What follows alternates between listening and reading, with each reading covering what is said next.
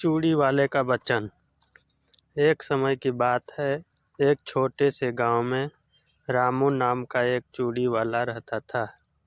वह रोज सुबह अपनी चूड़ियों की टोकरी लेकर गांव-गांव घूमता और चूड़ियाँ बेचता था। रामू ईमानदार और मेहनती था, इसलिए गांव की महिलाएं उससे खुशी-खुशी चूड़ियाँ खरीदती थीं। एक दिन रामू की मुलाकात गांव की एक गरीब महिला गीता से हुई। गीता की बेटी की शादी नज़दीक थी, पर उसके पास चूड़ियाँ खरीदने के पैसे नहीं थे। उसने रामू से कहा, भैया, मेरी बेटी की शादी है, लेकिन मेरे पास चूड़ियाँ खरीदने के पैसे नहीं हैं। क्या तुम मुझे उधार दे सकते हो?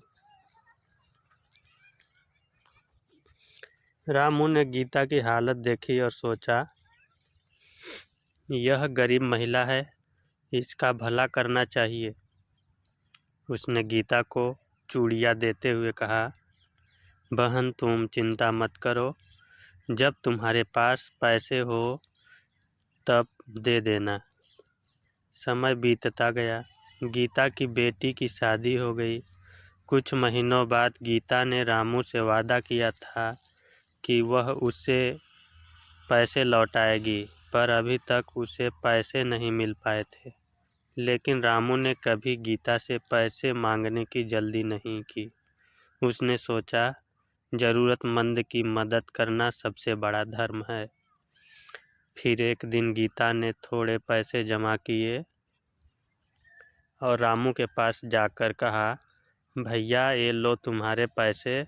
लेकिन रामू ने मुस्कुराते हुए कहा, बहन, मैं तुम्हारी मदद करने के लिए था, पैसे लेने के लिए नहीं।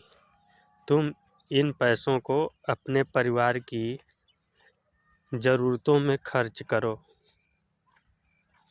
गीता की आंखों में आंसू आ गए।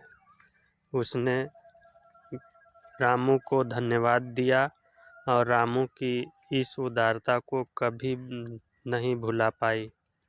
रामू का यह वचन और उसका अच्छा स्वभाव गांव भर में चर्चा का विषय बन गया। गांव के लोग उसकी ईमानदारी और सेवा भावना की प्रशंसा करने लगे। इस प्रकार चूड़ी वाला रामू एक मिसाल बन गया कि सच्ची सेवा और मदद का कोई मोल नहीं होता। उसने दिखाया कि इंसानियत का सबसे बड़ा धर्म दूसरों की मदद करना है, बिना किसी स्वार्थ के। संदेश: इंसानियत की सबसे बड़ी पहचान सेवा और मदद में है। थैंक यू दोस्तों, नमस्कार। मेरे चैनल को सब्सक्राइब करें।